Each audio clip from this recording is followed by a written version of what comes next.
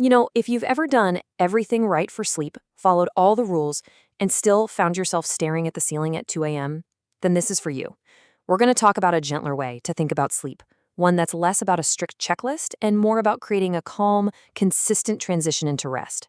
So let's just start with that moment, because it's probably pretty familiar. It's the middle of the night, you've done everything you were supposed to do, but you're just not sleeping.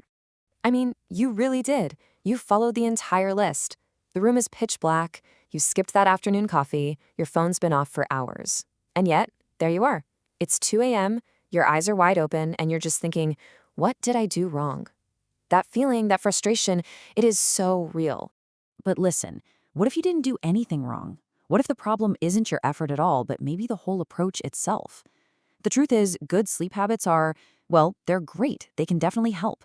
But sometimes they're just not enough to reset a really stubborn pattern of sleeplessness. So, and this is so important, this isn't a personal failure.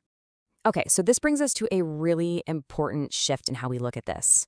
It's about moving away from that rigid, almost pass-fail way of thinking and toward building something that feels a lot more sustainable. What's so interesting here is the contrast, right? The old way was all about that checklist. Did you do this? Did you check that box? The new focus is totally different.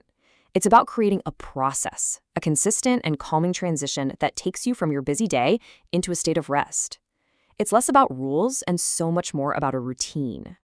So what does a better sleep transition actually look like when you put it into practice? Well, it's really built on just a few core habits. There are really just 3 main pillars here. First up, a fixed wake-up time. And yep, that means 7 days a week, because that's what really anchors your body's internal clock. Second, the 20-minute rule. If you're lying there and you're not asleep after about 20 minutes, the idea is to get out of bed, do something calming, and only come back when you feel sleepy. And third, a calm landing sequence. Just a short, relaxing ritual right before bed to tell your brain, okay, it's time to wind down now. Now, on top of these behavioral changes, some people find it really helpful to add a supportive tool to their nightly routine, something that just reinforces that whole calming transition we're talking about. And one gentle option is an external herbal pouch. It's designed to be super simple. You just place the pouch right on the skin at your navel and then secure it with a soft belt. The whole idea here is its focus on external support, something you don't have to ingest. So why the navel? That's a good question. In traditional Chinese medicine, or TCM, this specific area is known as the Qingcai acupoint. It's seen as a really important spot for external applications, which gives a kind of traditional reasoning for this specific placement.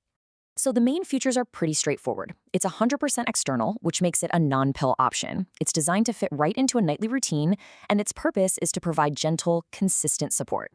All of this builds toward a really important point. And let's be super clear here. The goal isn't some kind of quick fix or an overnight cure. Yeah, the point isn't to promise a magic bullet. The real goal is to create a more supportive pattern for yourself. It's about having less struggle and less anxiety around bedtime. It's about building consistency night after night.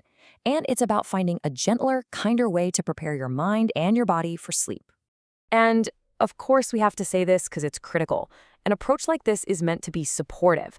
But it is absolutely not a substitute for professional medical care. If you are dealing with severe insomnia that's really affecting your daily life, your work, your well-being, please, it is so important to seek proper medical advice. So let's just end with this question. If you shifted your focus away from a stressful checklist and toward a supportive, gentle routine, what could that change actually mean for your relationship with sleep?